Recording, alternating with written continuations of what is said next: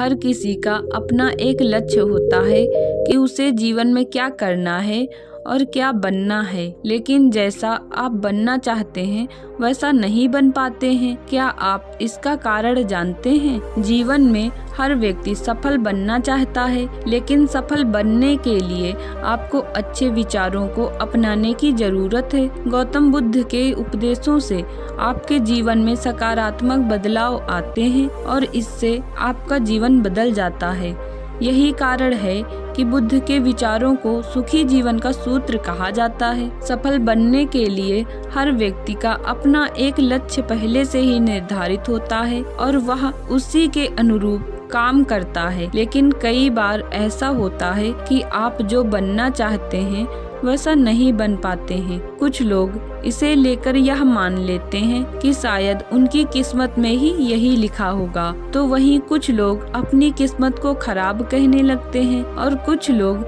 यह मानकर संतुष्ट हो जाते हैं कि शायद वह इसे डिजर्व ही नहीं करते थे। लेकिन इसका असली कारण कुछ और ही होता है। गौतम बुद्ध की इस कहानी से जानते हैं इसका कारण। एक बार गौतम बुद्ध को एक सभा में उपदेश देना था। सभा में करीब 100 से ज्यादा लोग उपस्थित थे और उनका इंतजार कर रहे थे। गौतम बुद्ध आए लेकिन बिना कुछ कहे ही चले गए। बुद्ध का ऐसा व्यवहार देख सभी हैरान रह गए, लेकिन किसी ने उनसे कुछ कहा नहीं। अगले दिन फिर से सभा का आयोजन हुआ, लेकिन आज सभा में उपस्थित लोगों की संख्या घटकर 80 हो गई। आज भी बुद्ध ने ऐसा ही किया।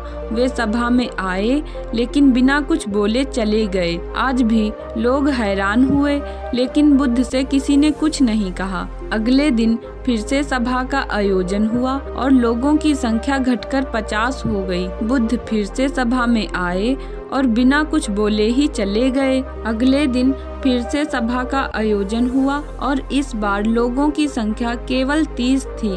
आज भी बुद्ध बिना कुछ बोले मुस्कुराकर चले गए।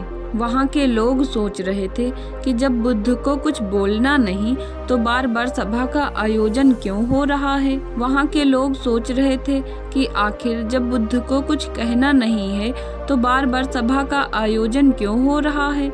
अगले दिन फिर से सभा का आयोजन हुआ और आज सभा में केवल 15 लोग ही उपस्थित रहे। लेकिन आज गौतम बुद्ध ने अपना स्थान ग्रहण कर लिया और उपदेश देने के लिए बैठ गए। बुद्ध ने जिन 15 लोगों को उपदेश दिए वे उनके भिक्षु बन गए और इन लोगों ने आगे चलकर बुद्ध के ज्ञान को अलग अलग दिशाओं में फैलाया। एक बार इन लोगों ने बुद्ध से प्रश्न किया कि सभा का आयोजन होने के बावजूद भी आप क्यों कई दिनों तक बिना बोले ही चले जाते थे। बुद्ध ने उत्तर दिया, मैं उन लोगों की खोज में था जो लायक हो सभा के। पहले दिन 100 से भी ज्यादा लोग थे, लेकिन उनमें से ज्यादातर लोगों को मेरे उपदेश से कुछ मतलब नहीं था। इसके बाद जो लोग अगले दिन आए उन्हें भी मेरे उपदेश से कोई मतलब नहीं था। वो तो केवल इसलिए आए थे क्योंकि वो देखना चाहते थे कि आखिर सभा में होता क्या है। लेकिन मुझे ऐसे लोगों की तलाश थी जो मेरे ज्ञान को जन जन तक पहुंचाएं।